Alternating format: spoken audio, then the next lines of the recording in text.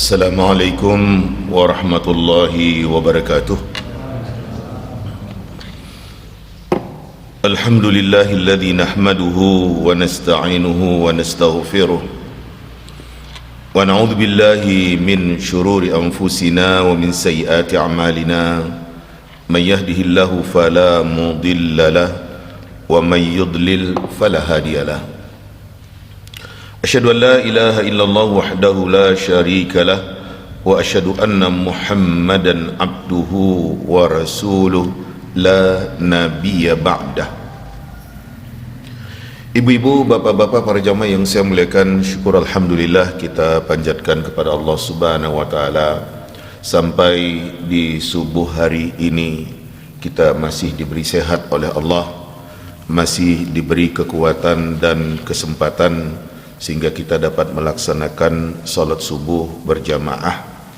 Kemudian kita kaji agama ini untuk lebih meningkatkan pemahaman dan pengertian kita tentang agama agar kita lebih baik lagi sebagai seorang yang beriman kepada Allah. Para jamaah yang saya muliakan, kita lanjut bicara tentang malaikat. Betapa dalam kajian yang berlalu kita sudah sebutkan malaikat yang punya sayap, malaikat dalam penampilannya ia ganteng-ganteng. Demikian kemampuan dari malaikat itu beda antara satu dengan yang lain. Malaikat tidak punya jenis seperti manusia, laki perempuan, tapi dalam penampilannya malaikat selalu tampil dalam bentuk laki-laki. Para jemaah yang saya muliakan, berikut kita lihat malaikat tidak makan dan tidak minum, karena memang malaikat tidak punya nafsu, tidak punya keinginan. Beda dengan kita manusia, kita punya nafsu, kita punya keinginan-keinginan, termasuk soal makan dan minum. Pada waktu kita harus makan, harus minum, maka kita pasti makan dan kita pasti minum. Tanpa makan dan tanpa minum gak mungkin kita punya kekuatan di dalam melaksanakan tugas-tugas kita sebagai manusia di dalam kehidupan di dunia ini. Para jemaah yang saya muliakan, ayat-ayat Allah Subhanahu wa taala menceritakan kepada kita bagaimana tentang keberadaan malaikat yang tidak makan itu. Diceritakan oleh Allah Subhanahu wa taala tentang Nabi Ibrahim, di mana Nabi Ibrahim demikian suka menjamu orang untuk makan bersama. Para jemaah yang saya muliakan, potongan ayat Allah Subhanahu wa taala yang tercantum di dalam surat Az-Zariyat pada ayat ke-24 sampai 28 menceritakan kepada kita, a'udzubillahi minasyaitonirrajim. Hal ataka hadithu dhaifi Ibrahim al-mukramin? Apakah telah datang kepada engkau berita tentang tamu-tamu Nabi Ibrahim yang demikian sangat mulia? Idh dakhalu alaihi faqalu salama. Ketika mereka datang masuk kepada Ibrahim dan mereka mengucapkan salam. Qal, kata Nabi Ibrahim, salamun qaumun munkarun. Salam untuk kalian wahai kaum yang saya enggak kenal dengan kamu. Faragha ila ahlihi faja'a bi'ijlin samin. Nabi Ibrahim demikian bersegera kepada keluarganya, kemudian dia datang membawa anak sapi yang demikian gemuk, yang sudah ia dipanggang umpamanya, digulai umpamanya, dijadikan ia santapan. Faqarrabahu ilaihim. Nabi Ibrahim menghidangkan, nyodorkan kepada malaikat itu. Tapi Nabi Ibrahim kaget karena makanan yang demikian sangat nikmat dan lezat itu tidak diapa-apakan oleh malaikat. Qal, kata Nabi Ibrahim, ala ta'kulun? Kalian enggak makan ah? Karena malaikat yang hanya memandang saja terhadap makanan-makanan yang dihidangkan itu, sementara selama ini kalau ada orang yang dijamu oleh Nabi Ibrahim demikian ia menyantap hidangan yang ada dengan lahap, dengan nikmat, Tapi yang namanya malaikat ini enggak, ya sama sekali tidak ada tanda-tanda seperti ingin makan. Para jamaah yang saya muliakan, ini yang menimbulkan ketakutan pada diri Nabi Ibrahim. Fa'aujasa minhum khifah. Iya, ini menimbulkan rasa takut pada diri Nabi Ibrahim. Qalu, dan malaikat melihat ya gejala itu, kata malaikat, la takhaf, gak usah takut. Wa basyaruhu bi ghulamin alim. Ya, malaikat yang datang ketika itu memberikan berita gembira kepada Nabi Ibrahim bahwasanya dia nanti akan punya anak, ya, seorang anak yang disebut oleh Allah sebagai ghulamun alim, anak yang demikian alim, pintar, cerdas. Yang dimaksud adalah Nabi Ishak, karena sekian lama Nabi Ibrahim ia hidup bersama dengan Sarah, tapi tidak ada tanda-tanda bahwasanya Sarah akan bisa hamil, dan itulah yang mengagetkan sehingga ya Sarah ketika itu mukul wajahnya, saya yang sudah setua ini akan hamil, nggak percaya. Tapi itulah kata malaikat, memang Allah subhanahu wa ta'ala yang menginginkan. Nah, para jamaah saya muliakan, Nabi Ibrahim punya dua anak yang di dalam Al-Quran disebut, Ishak disebut dengan ghulamin alim, anak yang demikian cerdas, pintar, berilmu, dan satu lagi Nabi Ismail disebut dengan ghulamun halim, anak yang demikian penyantun, sopan, beradab, demikian hormat dan memuliakan orang tuanya. Nah, para jemaah yang saya muliakan, ayat ini menjelaskan kepada kita bagaimana Nabi Ibrahim yang demikian menjamu tamu-tamunya dalam kurung malaikat ternyata enggak ia mau makan, tidak menampakkan ada keinginan untuk makan. Itulah yang diceritakan oleh Allah subhanahu wa ta'ala kepada kita. Pada potongan ayat lain, pada potongan ayat Allah subhanahu wa ta'ala di dalam surat Hud pada ayat ke-70, Allah subhanahu wa ta'ala menjelaskan kepada kita. Kata Allah subhanahu wa ta'ala menceritakan, falamma ra'a aydiyahum la tasilu ilai nakirahum. Tatkala Ibrahim melihat tangan mereka enggak bisa sampai menjangkau ke arah makanan yang ada, Nabi Ibrahim demikian dikagetkan dengan hal itu, menimbulkan rasa takut. Wa aujasa minhum khifah. Nabi Ibrahim merasa takut. Qalu, kata malaikat, la takhaf, kamu jangan takut, inna ursilna ila qaumi Lut, kami ini dikirim untuk datang kepada kaumnya Nabi Lut untuk menghancurkan mereka. Wa imra'atuhu qa'imah, istrinya Sarah ketika itu berdiri terpaku, ya ketika dia itu diberitahu, kaget, diberitahu bahwasanya akan punya anak, fadhahikat, dia tertawa. Fabasyarna bi Ishaq, kami beri berita gembira kepada dia Sarah ketika itu bahwasanya dia akan punya anak yang bernama Ishak. Wa min wara'i Ishaq, wa min wara'i Ishaq Yaqub, berikut setelah Ishak ada Nabi Yaqub. Para jemaah saya muliakan, Allah menceritakan hal ini kepada kita bagaimana keberadaan malaikat yang memang enggak makan, enggak minum, ya, tapi mereka kendati pun tidak makan dan tidak minum punya kekuatan yang demikian sangat hebat, sangat berbeda dengan kita manusia. Para jamaah yang saya muliakan, kalau kita tidak makan, kalau kita tidak minum, maka kita tidak akan punya tenaga, tidak akan punya kekuatan. Sementara yang namanya malaikat sudah dibentuk oleh Allah subhanahu wa ta'ala seperti itu, tidak makan, tidak minum, tidak dengan kecenderungan hawa nafsu, karena memang tidak ada ditanamkan oleh Allah subhanahu wa ta'ala pada diri mereka. Tapi tugas-tugas sebagai malaikat dilaksanakan oleh malaikat itu dengan sebaik-baiknya. Ini tentang keberadaan malaikat yang diceritakan oleh Allah subhanahu wa ta'ala kepada kita. Kemudian para jamaah yang saya muliakan, keberadaan malaikat yang ditugasi oleh Allah Subhanahu wa taala dengan berbagai-bagai tugas. Sebab Allah Subhanahu wa taala sudah menugasi malaikat-malaikat yang ada dengan tugas-tugas yang dipercayakan kepada mereka, dan mereka melaksanakan tugas itu dengan sebaik-baiknya. Tidak ada dari malaikat-malaikat yang ada itu yang malas, yang bosan, yang merasa capek dengan tugas yang dibebankan oleh Allah Subhanahu wa taala kepada mereka. Masing-masing dengan tugasnya yang ada, melakukan tugas itu dengan sebaik-baiknya.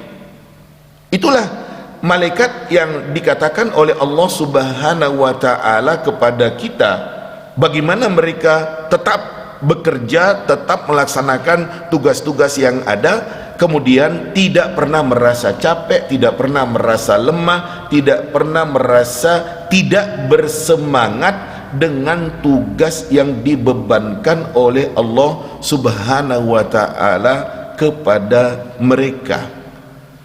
Potongan ayat Allah Subhanahu wa taala yang tercantum di dalam surat Al-Anbiya pada ayat ke-20 mengatakan, yusabbihuna al-laila wan nahar la yafturun.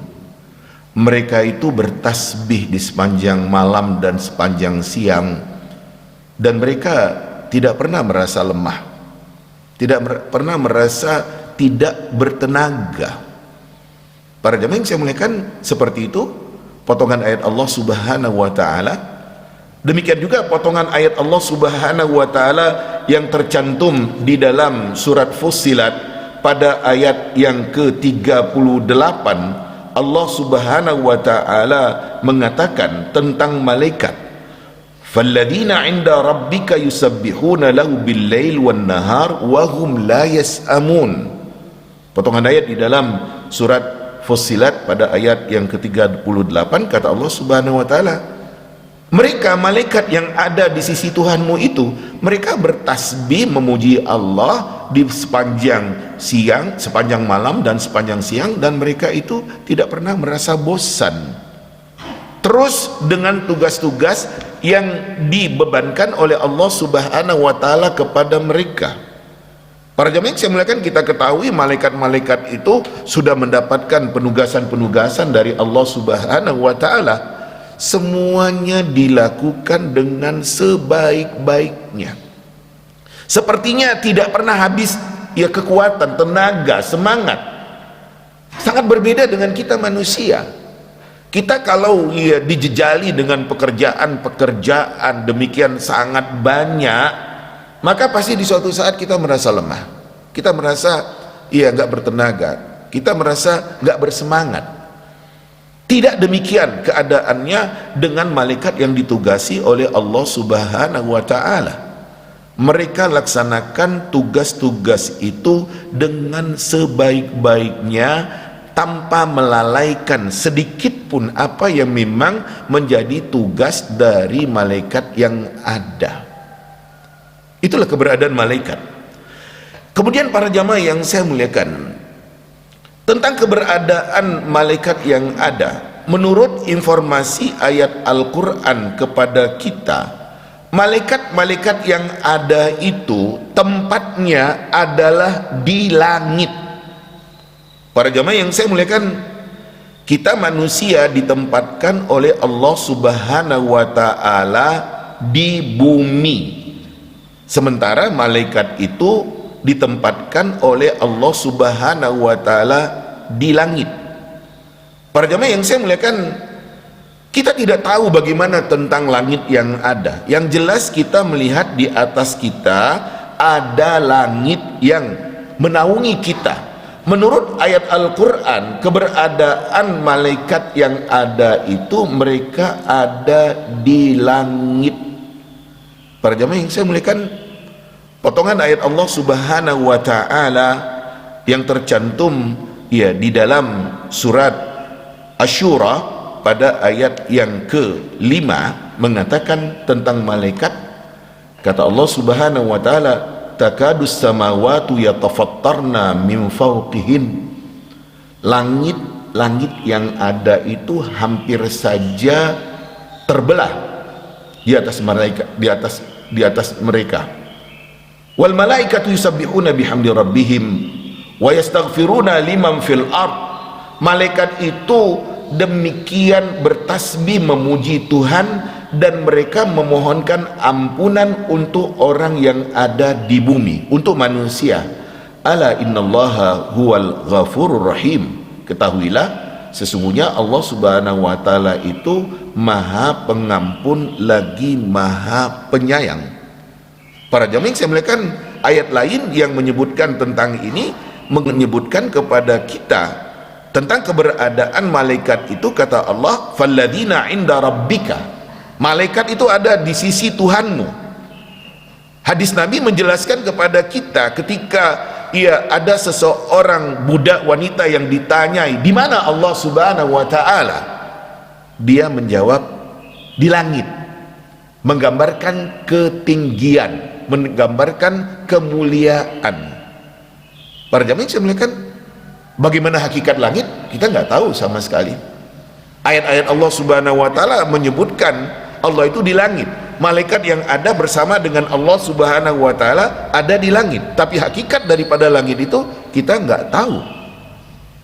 Ya, memang seperti itu yang dikatakan oleh Allah Subhanahu wa taala tentang Allah yang ada di langit, tanpa kita mengetahui hakikat yang sebenarnya bagaimana. Malaikat, kata Allah Subhanahu wa taala, ada di sisi Allah. Falladzina 'inda rabbika, malaikat yang ada di sisi Tuhanmu, yusabbihuna lahu bil-lail wan nahar, mereka bertasbih memuji Allah di waktu malam dan siang. Wahum la yasamun, mereka itu tidak pernah bosan. Para jemaah sekalian, itu ayat yang menjelaskan kepada kita. Terlihat bagaimana keberadaan malaikat yang ada, yang dikatakan bahwasanya mereka itu ada di langit, dalam tanda dua petik yang kita tidak ketahui bagaimana hakikat langit itu, bagaimana sebenarnya langit yang ada itu. Para jemaah yang saya muliakan, Allah mengistilahkan bahwasanya yang namanya malaikat itu turun dari arah langit ke arah bumi untuk melaksanakan tugas-tugas yang diperintahkan oleh Allah Subhanahu wa taala kepada mereka. Ayat Allah Subhanahu wa taala menyebutkan seperti demikian. Potongan ayat Allah Subhanahu wa taala yang tercantum di dalam surat Maryam pada potongan ayat yang ke-64, Allah Subhanahu wa taala menyebutkan tentang malaikat. Kata Allah, wa ma natanazzalu illa bi amri rabbik. Kami, kata malaikat, enggak bisa turun kecuali dengan perintah Tuhanmu. Lahu ma baina aidina wa ma khalfana wa ma baina dzalik wa ma kana rabbuka nasiya. Milik Allah Subhanahu wa taala apa yang ada di hadapan kami, apa yang ada di belakang kami, dan apa yang ada di antara semua itu, dan Tuhanmu tidak pernah lupa. Ayat ini menjelaskan kepada kita kata-kata malaikat, wa ma natanazzalu illa bi amri rabbik. Kami enggak pernah bisa turun kecuali dengan perintah Tuhan. Para jemaah yang saya muliakan, diceritakan di dalam hadis Nabi sallallahu alaihi wasallam betapa besar keinginan Nabi sallallahu alaihi wasallam untuk dikunjungi oleh malaikat Jibril. Tapi itulah kata-kata malaikat yang ada, kami nggak bisa turun kecuali dengan perintah Allah Subhanahu wa taala, karena memang malaikat yang ada itu mereka melaksanakan tugas sesuai dengan perintah Allah Subhanahu wa taala. Apapun yang diperintahkan oleh Allah dengan tugas-tugas yang ada, mereka nggak pernah membantahnya. La ya'sunallaha ma amarahum wa yaf'aluna ma yu'marun. Mereka nggak pernah durhaka, melawan, bantah Allah Subhanahu wa taala, dan mereka siap untuk melakukan apapun yang diperintahkan. Nah, kita ketahui malaikat itu dengan tugas-tugasnya semuanya dilakukan oleh malaikat dengan sebaik-baiknya. Tapi itu, mereka itu turun dari langit untuk melaksanakan tugas-tugas dari yang ditugaskan oleh Allah kepada mereka. Para jemaah yang saya muliakan, ayat di dalam surat Al-Qadar juga menjelaskan kepada kita potongan ayat Allah yang menyebutkan Lailatul Qadri khairum min alfi syahr. Lailatul Qadar yang lebih baik dari 1000 bulan. Tanazzalul malaikatu warruhu fiha biidzni rabbihim min kulli amr. Turunlah para malaikat dan ar-ruh dalam kurung malaikat Jibril pada malam itu dengan izin Tuhan mereka membawa semua persoalan. Jadi istilah dari ayat Al-Quran ya, malaikat itu turun dari mana? Turun dari langit untuk melaksanakan apapun yang diperintahkan oleh Allah Subhanahu wa Ta'ala kepada mereka. Lah bagaimana? Ya nggak tahu hakikatnya. Para jamaah yang saya muliakan, keberadaan malaikat itu siap untuk melaksanakan dan secepatnya. Kita ambil contoh umpamanya, adanya manusia yang akan diambil dengan kematian, itu secepat itu malaikat segera untuk melaksanakan apa yang diperintahkan oleh Allah, bahwasanya orang ini akan mati, akan diambil nyawanya. Ya seperti itu. Karena malaikat itu kata Allah Subhanahu wa Ta'ala tempatnya ada di langit sana. Makanya ketika Allah Subhanahu wa Ta'ala menyebutkan seperti itu, iya, gambaran-gambaran yang kita pertanyakan, kok bisa ya, bagaimana ya sebenarnya, nggak bisa dijangkau oleh akal pikiran kita.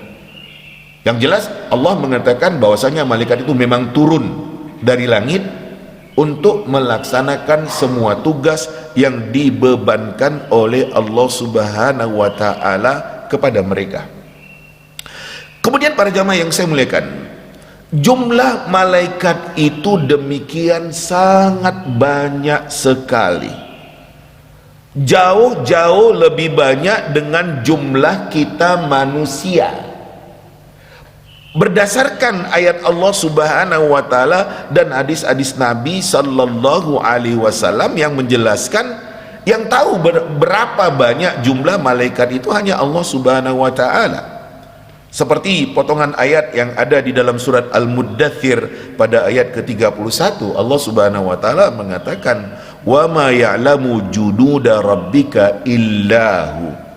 Tidak ada yang tahu jumlah tentara Tuhan kamu itu kecuali Dia, kecuali hanya Allah Subhanahu wa Ta'ala. Berapa banyaknya? Nggak ada yang tahu. Iya, tapi banyak dan sangat banyak bila dibandingkan dengan jumlah manusia. Nah, gambaran-gambaran hadis Nabi Sallallahu Alaihi Wasallam menjelaskan kepada kita bahwasanya malaikat itu demikian sangat banyak sekali. Kalau boleh kita simpulkan, ya nggak terhitung. Berapa jumlahnya secara pasti hanya Allah yang tahu. Tapi gambaran-gambaran dari malaikat yang dijelaskan kepada kita dari hadis Nabi Sallallahu Alaihi Wasallam, memang mereka demikian sangat banyak. Para jemaah yang saya muliakan, hadis yang menceritakan tentang Nabi Sallallahu Alaihi Wasallam waktu diisrakan oleh Allah Subhanahu wa Ta'ala. Para jemaah yang saya muliakan, betapa ketika Nabi Sallallahu Alaihi Wasallam bertanya kepada Jibril, waktu Nabi Sallallahu Alaihi Wasallam diisrakan, Jibril menjelaskan kepada Nabi SAW tentang Baitul Ma'mur. Baitul Ma'mur adalah pusat ibadah malaikat yang ada di langit sana. Kalau di dunia, di bumi ada Baitullah dalam kurung Ka'bah, pusat ibadah bagi orang-orang yang beriman. Di langit sana ada Baitul Ma'mur, pusat ibadah bagi para malaikat. Ketika itu Jibril menjelaskan kepada Nabi Sallallahu Alaihi Wasallam tentang Baitul Ma'mur. Kata Nabi menyebutkan, hadzal Baitul Ma'mur yusalli fihi fi kulli yawm 70,000 malak la ya'uduna ilaihi akhira ma alaihim. Ini Baitul Ma'mur, kata Jibril menjelaskan kepada Nabi, salatlah di Baitul Ma'mur ini setiap harinya 70.000 malaikat, dan mereka nggak pernah kembali lagi untuk melakukan hal itu, dan itu yang terakhir bagi mereka. Setiap hari ada 70.000 malaikat yang beribadah di Baitul Ma'mur. Para jamaah yang saya muliakan, keberadaan kita di dunia sekarang ini, kita tawaf keliling Baitullah di Makkah Al-Mukarramah, sementara malaikat tawaf keliling Baitul Ma'mur. Setiap harinya ada 70.000 malaikat, dan malaikat hanya punya satu kali kesempatan. Berapa banyak? Iya, malaikat-malaikat Allah Subhanahu wa Ta'ala itu kalau mereka hanya diberi kesempatan sekali, 70.000 setiap tahunnya, setiap harinya. Iya, hadis diriwayatkan oleh Al-Bukhari. Kemudian di dalam hadis yang diriwayatkan oleh Muslim dari sahabat Abdullah bin Mas'ud radhiyallahu anhu, Rasul menceritakan, yu'ta bi jahannama yauma idzin laha sab'una alfi zimam. Akan didatangkan neraka jahanam pada hari itu, di hari kiamat. Neraka jahanam itu punya 70.000 tali kendali, pengikat neraka jahanam. Ma'akulli zimam sab'una alf malak yajrunaha. Pada setiap tali kendali yang ada itu ada 70.000 malaikat yang nariknya. Di hari kiamat nanti neraka jahanam itu diperlihatkan kepada orang-orang yang ada di mahsyar, supaya yang namanya neraka jahanam itu jangan lepas, diikat dengan tali-tali pengikat. Dan tali pengikat itu ada 70.000. Pada setiap tali pengikat neraka jahanam itu ada 70.000 malaikat yang megang, yang narik, supaya jangan lepas, meluncur. Itu hadis Nabi SAW yang menjelaskan kepada kita. Nah, berapa banyak malaikat yang ditugasi oleh Allah Subhanahu wa Ta'ala terkait dengan hal-hal yang memang itu pekerjaan mereka. Para jamaah yang saya muliakan, itulah keberadaan malaikat yang kita katakan jumlahnya demikian sangat banyak sekali. Belum lagi yang kita katakan malaikat yang demikian mengawal manusia di dalam kehidupan ini. Kita tahu ayat Allah Subhanahu wa Ta'ala menjelaskan kepada kita ada malaikat yang mencatatkan amal perbuatan kita ketika hidup di dunia. Wa inna alaikum lahafizin kiraman katibin ya'lamuna ma taf'alun. Kalian yang manusia ada yang jaga kalian, malaikat yang selalu mencatatkan, malaikat yang demikian mulia. Mereka tahu apa yang mereka lakukan, mereka tahu apa yang kalian lakukan. Itu kata Allah Subhanahu wa Ta'ala. Ada juga malaikat yang disebut dengan malaikat hafazah, di depan dan di belakang, berdasarkan ayat lahu muaqibatum min baini yadayhi wa min khalfihi yahfazunahu min amrillah. Pada manusia itu ada yang ngiringi dia di depan dan di belakangnya. Mereka menjaga manusia sesuai dengan perintah Allah Subhanahu wa Ta'ala. Kalau masing-masing kita punya malaikat, kalau kita istilahkan kanan kiri, mencatatkan amal perbuatan kita, depan belakang yang akan menjaga kita, apakah kita akan dapat musibah atau tidak. Kalau memang dapat musibah, dilepas, dibiarkan oleh malaikat. Tapi kalau tidak, maka akan ditahan oleh malaikat itu. Kalau masing-masing kita punya 4 malaikat, kan demikian banyak jumlah malaikat itu. Yang jelas Allah Subhanahu wa Ta'ala mengatakan, wa ma ya'lamu junuda rabbika illahu. Tidak ada yang tahu jumlah tentara Tuhan kamu itu kecuali hanya Allah Subhanahu wa Ta'ala. Allah menyebutkan dengan istilah tentara karena malaikat selalu diturunkan oleh Allah Subhanahu wa Ta'ala menolong Nabi dalam peperangan-peperangan yang terjadi, dan itu dirasakan oleh sahabat, dilihat oleh musuh, tapi senyatanya mereka tidak tahu bagaimana keberadaan malaikat yang ditugasi oleh Allah menolong Nabi dalam peperangan-peperangan yang terjadi. Para jamaah yang saya muliakan, seperti itu tentang keberadaan malaikat. Kemudian para jamaah yang saya muliakan, kita mendapatkan nama-nama dari malaikat itu. Ada yang dari ayat Al-Quran, ada dari hadis Nabi. Kita kenal nama Jibril dan Mikail, ada di dalam ayat Al-Quran. Allah Subhanahu wa ta'ala menyebutkan tentang nama Jibril dan Mikail. Potongan ayat Allah Subhanahu wa ta'ala yang tercantum di dalam surat Al-Baqarah pada ayat ke-97 dan 98, kata Allah, "Qul man kana aduwwan li Jibril fa innahu nazzalahu ala qalbika bi idznillah musaddiqan lima baina yadayhi wa hudaw wa busyra lil mu'minin." Katakan, barang siapa yang dia itu menjadi musuh bagi Jibril, sesungguhnya Allah Subhanahu wa ta'ala menurunkan Jibril itu ke hati kamu, ya Muhammad, dengan seizin Allah menyampaikan wahyu. Dia membenarkan apa yang ada di hadapannya dan sebagai petunjuk dan berita gembira bagi orang-orang yang beriman. Man kana aduwwan lillah wa malaikatihi wa rusulihi wa jibrila wa mikal fa innallaha aduwwul lil kafirin. Barang siapa yang dia itu musuh bagi Allah, musuh bagi malaikatnya, rasul-rasulnya, musuh bagi Jibril dan Mikail, sesungguhnya Allah Subhanahu wa ta'ala itu akan menjadi musuh bagi orang-orang yang kafir. Para jemaah yang saya muliakan, ada sebutan nama Jibril, Mikail, ya, disebut oleh Allah Subhanahu wa ta'ala. Kita ketika mendapatkan nama, ya, Jibril dan Mikail, ya kita katakan itu namanya. Memang itu yang disebutkan oleh Allah Subhanahu wa ta'ala. Karena memang ayat Allah Subhanahu wa ta'ala mengatakan seperti demikian. Ada Allah Subhanahu wa ta'ala enggak menyebutkan nama.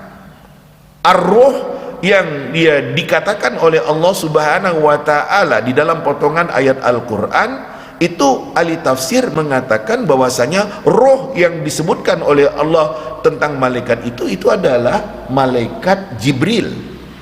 Allah katakan seperti demikian. Ya. Kata Allah Subhanahu wa ta'ala, "Nazala bihi ruhul amin ala qalbika litakuna minal munzirin." Turunlah membawa wahyu Allah Subhanahu wa ta'ala itu roh yang demikian dipercaya, dalam kurung Jibril, turun kepada hati kamu agar kamu termasuk orang yang memberikan peringatan kepada orang-orang, jadi Rasul Allah Subhanahu wa ta'ala. Ini potongan ayat di dalam surat Asy-Syu'ara pada ayat 193-194. Ar-Ruh di dalam Al-Quran itu banyak diungkapkan tentang malaikat Jibril. Kemudian ada nama Israfil. Israfil tidak ada di dalam sebutan ayat, tapi ada dalam sebutan hadis Nabi sallallahu alaihi wasallam.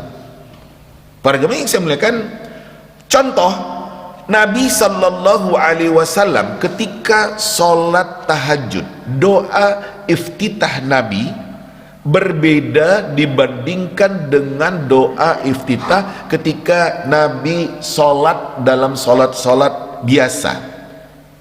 Di dalam sholat tahajud, Nabi dengan doa iftitahnya mengatakan, "Allahumma rabba Jibril wa Mikail wa Israfil, fatiras samawati wal ard, alimal ghaibi wa syahadah, anta tahkumu baina ibadika fima kanu fihi yakhtalifun, ihdini limaktulifa fihi minal haqqi bi'idhnik, innaka tahdi man tasha' ila siratim mustaqim." Ya Allah, Tuhannya Jibril, Mikail, Israfil, pencipta langit dan bumi, yang mengetahui yang gaib dan yang nyata, Kau yang memutuskan di antara hamba-hambamu pada apa yang mereka perselisihkan. Tunjuki aku ya Allah, ya, dari apa yang mereka perselisihkan itu terkait dengan kebenaran dengan seizinmu. Sesungguhnya Engkau ya Allah menunjuki orang yang Kau kendaki kepada jalan yang lurus. Hadis sahih riwayat Muslim dari Aisyah radhiyallahu anha. Disebut di sini nama Israfil. Jadi sebutan nama Israfil ada di dalam hadis Nabi sallallahu alaihi wasallam. Para jemaah yang saya muliakan, nama Israel tidak ada di dalam ayat, tidak ada di dalam hadis Nabi sallallahu alaihi wasallam, tapi hanya riwayat yang menyebutkan. Jadi dalam ayat nggak ada, dalam hadis yang sahih nggak ada. Para jemaah yang riwayat-riwayat ada menyebutkan, riwayat dalam kurung athar yang berasal dari sahabat. Kalau di dalam Al-Quran Allah subhanahu wa ta'ala menyebutkan malakul maut, malaikat mati, malaikat yang mematikan orang, malakul maut. Allah hanya menyebutkan malakul maut. Nama Israel nggak ada, tidak ada di dalam ayat, tidak ada di dalam hadis Nabi, ada di dalam athar yang berasal dari sahabat Nabi. Tapi kita sudah kadung kenal dengan nama malaikat pencabut nyawa itu dengan sebutan Israel. Ya seperti itu. Kemudian ada nama Malik, penjaga neraka. Ada Ridwan, penjaga surga. Ada Munkar dan Nakir yang nanyai manusia di kubur. Setelah manusia dikubur, orang-orang bergerak meninggalkan kuburan, ada malaikat yang dikirim oleh Allah untuk mempertanyakan seseorang yang sudah meninggal itu.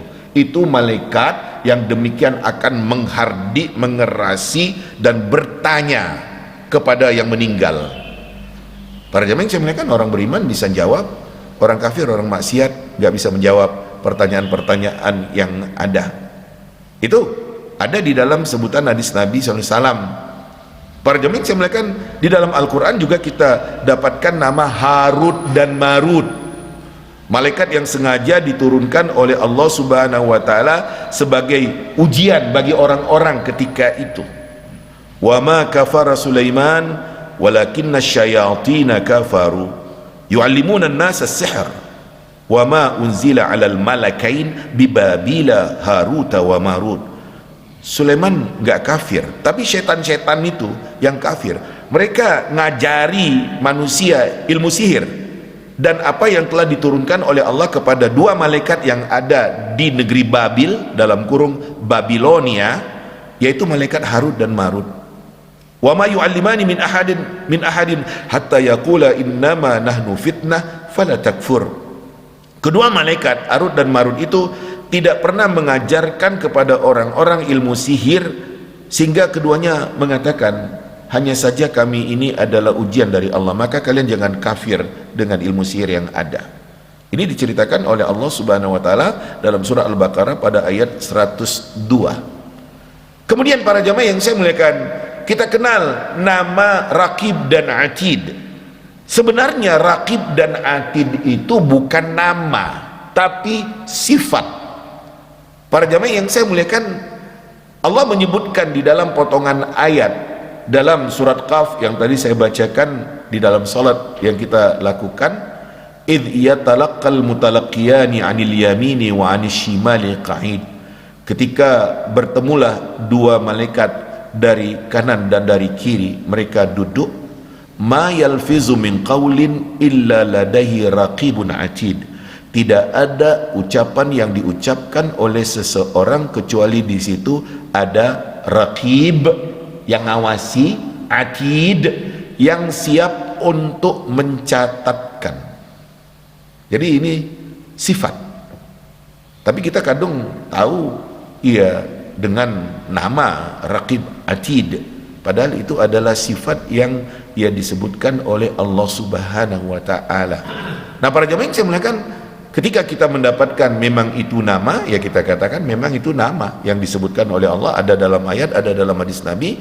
Tapi ya ketika disebutkan itu hanya sifat dan tidak ada nama yang khas bagi malaikat ya sebagai pencatat amal yang kita lakukan di dalam kehidupan kita di dunia ini. Para jemaah yang saya muliakan, ketika dikatakan itu sifat, ya kita katakan sifat. Tapi kadung kita sudah menyebutkan seperti nama, maka kita sebut nama Raqib Atid. Tapi permasalahan ini seperti demikian, ya Sebagian ulama mengatakan enggak, itu bukan nama, itu adalah sifat malaikat yang demikian ngawasi manusia dan siap untuk mencatatkan apa yang dilakukan oleh manusia. Para jemaah yang saya muliakan, hidup kita sebagai manusia yang beriman kepada Allah enggak akan pernah lepas dari malaikat. Makanya kita disuruh untuk memuliakan malaikat-malaikat Allah Subhanahu wa taala yang ada, karena mereka adalah pelaksana tugas yang ditugaskan oleh Allah Subhanahu wa taala untuk kita di dalam kehidupan di dunia ini. Para jemaah yang saya muliakan, inilah beberapa gambaran tentang keberadaan malaikat dengan nama-nama yang disebutkan ada di dalam ayat atau ada di dalam hadis Nabi, atau hanya sebatas sifat yang dijelaskan oleh Allah kepada kita. Demikian, mudah-mudahan bisa menambah pemahaman dan pengertian kita tentang malaikat yang kita kaji di dalam majelis kita ini. Berikut, kalau ada yang menjadi pertanyaan seputar malaikat, monggo, apa yang menjadi pertanyaan? Silakan. Saya tunggu pertanyaannya. Monggo Pak.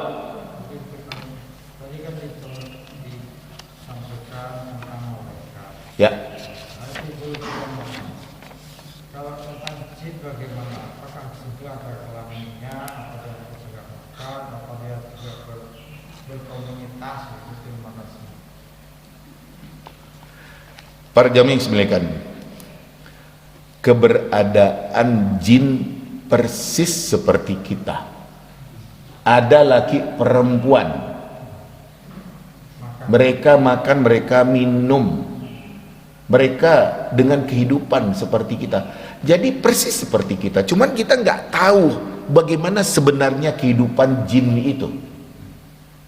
Karena memang Allah Subhanahu wa taala tidak pernah membukakan tentang jin itu kepada kita, bagaimana mereka sebenarnya. Agama yang diturunkan oleh Allah Subhanahu wa taala kepada kita manusia juga kepada jin. Karena memang Allah Subhanahu wa taala menyebutkan seperti demikian, wa ma khalaqtul jinna wal insa illa liya'budun ma uridu minhum min rizq wa ma uridu ayyut'imun innallaha huwar razzaq dzul quwwatil matin. Tidaklah aku ciptakan jin dan manusia kecuali untuk beribadah kepadaku. Aku enggak minta dari mereka rezeki, aku enggak minta mereka itu memberi aku makan. Sesungguhnya Allah Maha Pemberi rezeki, lagi mempunyai kekuatan yang ampuh. Berkali-kali Allah di dalam surat Ar-Rahman mengatakan, fabi ayyi ala'i rabbikuma tukadziban. Nikmat Tuhanmu yang mana lagi yang kamu dustakan, yang enggak kamu akui, hei manusia dan jin.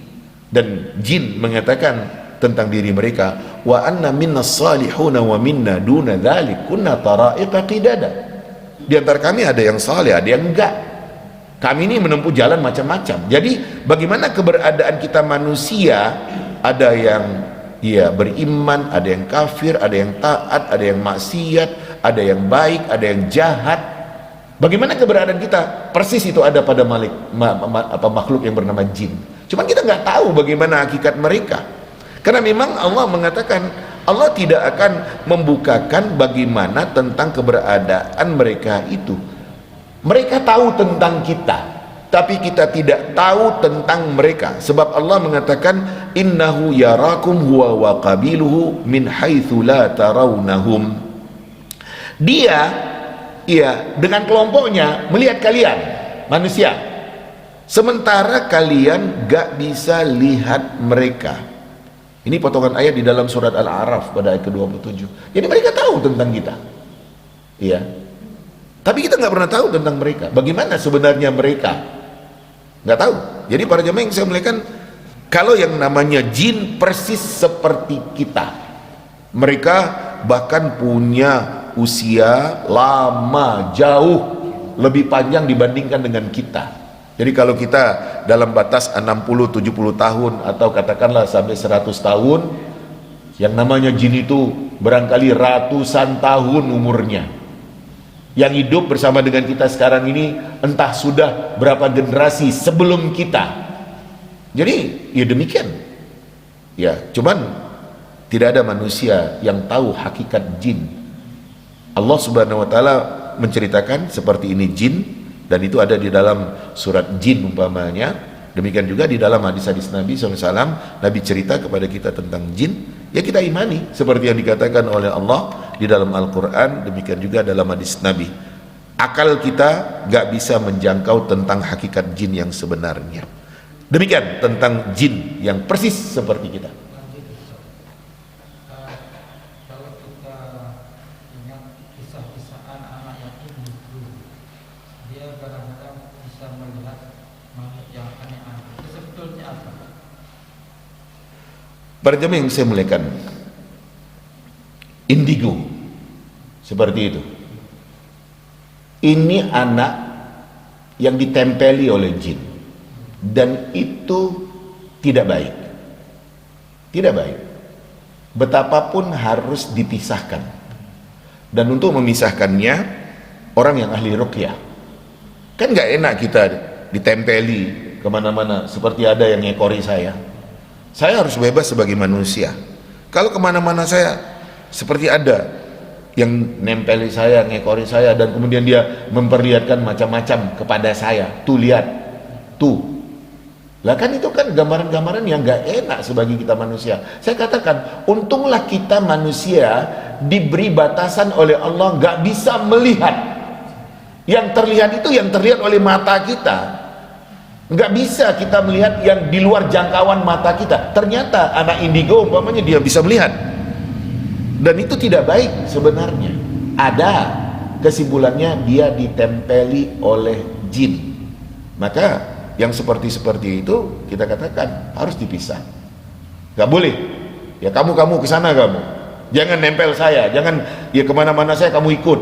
Di suatu saat kamu perlihatkan kepada saya gambaran-gambaran yang tidak ya baik umpamanya, yang menakutkan umpamanya. Saya katakan untunglah mata kita ini dibatasi oleh Allah Subhanahu wa taala. Kita tidak bisa melihat di balik jangkauan mata kita. Saya contohkan para jamaah yang saya muliakan, kalaulah mata kita bisa melihat apa yang di kamar mandi itu dengan virus-virus, kuman-kuman, kotoran-kotoran, gak berani kita ke kamar mandi. Kalau di udara yang ada ini terlihat oleh kita betapa kotornya udara yang akan merusak diri kita, ya nggak bisa kita hidup. Untung nggak dikasih tahu oleh Allah, nggak diperlihatkan oleh Allah Subhanahu Wa Taala, sehingga kita enak-enak saja hidup. Ya paling kita ya berhati-hati, ada asap knalpot hitam umpamanya, ya kita tutup wajah kita, kita pakai masker umpamanya, iya. Tapi bagaimana yang ada sengaja tidak diperlihatkan oleh Allah agar kita bisa hidup dengan tenang. Dan tentang manusia, anak yang bisa melihat macam-macam itu, kesimpulannya dia ditempeli oleh jin dan harus dipisah. Tidak boleh, dia harus dibuang, dijauhkan, dan manusia harus hidup sebagai manusia dengan batasan-batasan yang sudah ditetapkan oleh Allah Subhanahu wa taala. Demikian tentang masalah yang dikemukakan. Masih ada pertanyaan? Moga Pak. Ya, terima kasih. Tentang bagaimana wujud malaikat itu yang aslinya, itu kan ada Ya. penjelasan dalam Al-Quran, Ya. misalnya bersayap, itu secara lengkap seperti apa? Sebab ada informasi bahwa Nabi Muhammad SAW itu juga pernah melihat wujud Jibril yang asli, yang terang bahwa walaupun ro'ahu naslatan ukhra inda sidratil muntaha. Ya. Yang menunjukkan bahwa setidaknya Nabi itu melihat lebih dari satu kali. Terima kasih. Para jemaah yang saya muliakan, kita di dunia sekarang ini tahu tentang makhluk yang bersayap itu burung. Hanya dua sayapnya, kan kanan dan kiri, dengan bulu-bulu yang ada. Kan itu kita kenal. Nah, ternyata Allah Subhanahu wa taala menyebutkan malaikat itu punya sayap. Ya. Kata Allah, alhamdulillahi fatiris samawati wal ard ja'ilil malaika rusulan uli ajniha mathna wa thulatha wa ruba'. Segala puji bagi Allah pencipta langit dan bumi yang menjadikan malaikat sebagai utusannya. Malaikat itu uli ajniha, punya sayap.